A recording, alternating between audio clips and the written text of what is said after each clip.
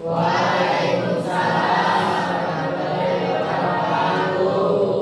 memulai pelajaran hari ini, marilah kita awali dengan membaca doa terlebih dahulu. Berdoa di dalam hati, mulai. Selesai.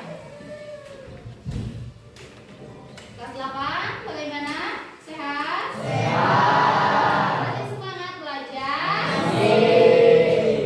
Hadir semuanya? Hadir. Siapa yang ke sekolah? Iya. Ya, masih sakit? Masih. Ya, Atkia saja? Sudah ya? Semangat? Semangat. Pelajaran bertemu lagi di pelajaran bahasa Indonesia ya. Kita masih di materi apa sebelumnya? Laporan hasil observasi. Jika kemarin kita belajar tentang gagasan utama, kalimat utama, ciri-ciri, kemudian sekarang kita akan belajar masih seputar teks laporan hasil observasi.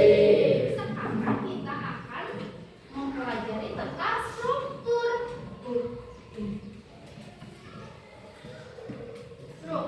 teks laporan hasil observasi. Struktur itu apa sih? Bagian, begitu ya. Ada yang sudah tahu di bukunya, coba dilihat strukturnya. Untuk struktur yang pertama itu yaitu judul. Sudah tahu ya judulnya? Biasanya judul itu terletak di awal sebelum paragraf pertama. Itu disebut dengan judul. Sudah tahu kan semuanya judul apa ya? Ya. Terus bagian yang kedua yaitu pernyataan